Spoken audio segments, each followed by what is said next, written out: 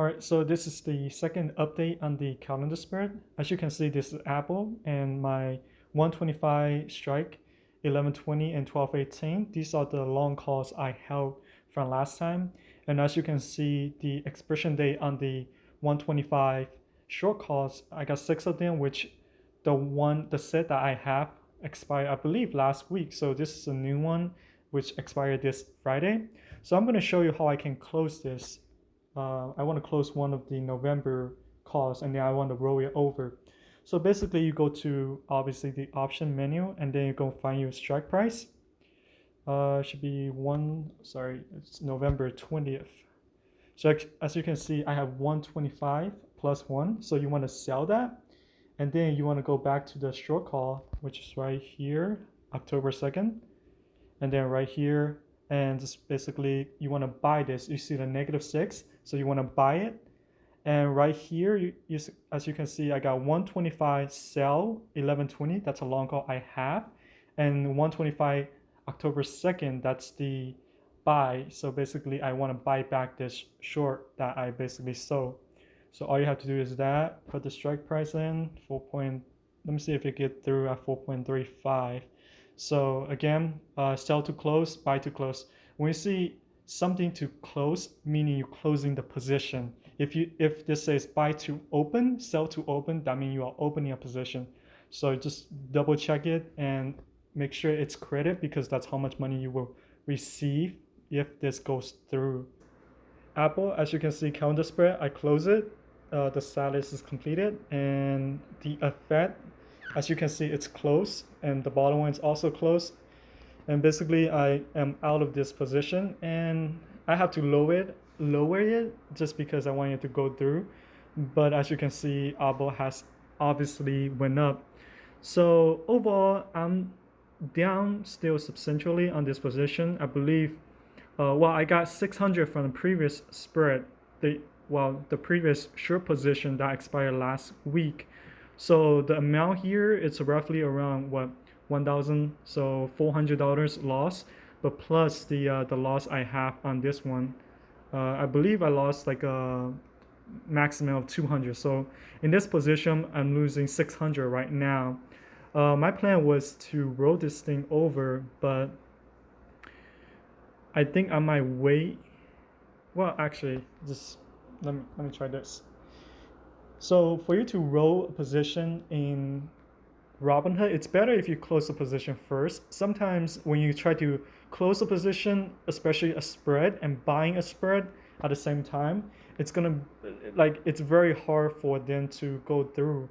So it's better if you're doing a spread for you to basically just close the position and do it manually. In other platforms, you can do it. I believe it's much easier, but in Robinhood, just it's a hassle to do a closing a position and opening a position. But if you have only a long call, for example, if you only have the 125 strike long that expire in November, and you try to close that one and then buy a further long call, then you don't have to worry about it. It should go through pretty easily. But if it's a spread, again, it's very hard to go through.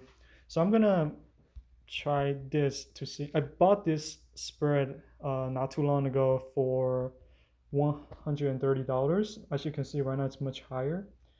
Well, let me see if I can do this. Since we are pretty close to 115, I'm gonna do this and see if it goes through.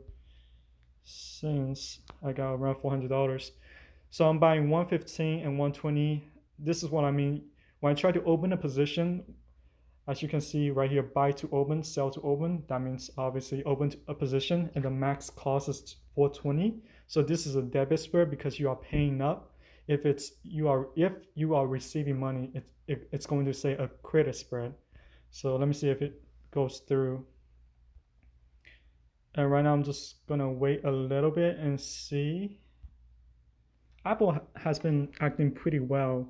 I bought it when it was around I guess it's around this area 115 112, and it went down to 105. 103 was the low, and then around 105 106 in my other account, the one with the Neo, I bought some spread, 120 spread that I show you before I change it. Basically, that spread I bought it for 130, and right now, obviously, you saw it was 180, so 50 cents, and I got 60. Well, I got 12 contracts, so that's around $600. So that's a nice profit.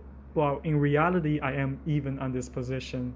So, but I feel, for some reason, I got a feeling that if I don't roll this option, November option over, it's gonna hurt me in the long run. I don't know. I just got that feeling.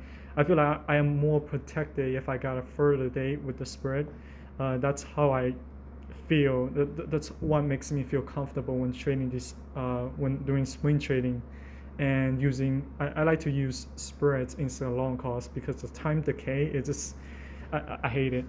And the way to basically mitigate that time decay is to basically make it into a spread. Well, I guess I have to pause it again and wait for it to go through. Yeah, that's what I'm gonna do. I'm gonna pause it very quick. All right, so I just canceled my position with the one I want to buy. So basically, as you can see, I have a new option order here, plus 375 instead of minus, I believe, 350. So basically, what I'm doing is I'm gonna close out this October 2nd 125 option. You can see 5 cells here, and let me put up this option order. So basically October 2nd plus 5, I'm gonna sell it. You see the type in the bottom, it says effect close. So basically if this order does goes through, I'm gonna sell this position, basically closing it by buying it back. And then I'm gonna sell a 130 strike at October 23rd, and you see the minus 5. The type is sell and the effect it's open. So I'm gonna open this position. What this will do is I'm going to change the calendar spread and I'm going to modify it into a diagonal spread with different strike price and different dates. So that's essentially what a diagonal spread is. And hopefully, let me lower it a bit to see if it goes through. 0.74.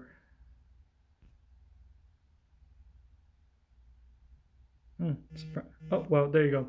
As you can see that the order has gone through and it has been executed. So let me show you.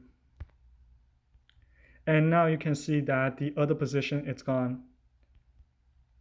The basically 6 cents, $6, whatever. And as you can see now, this is a diagonal spread.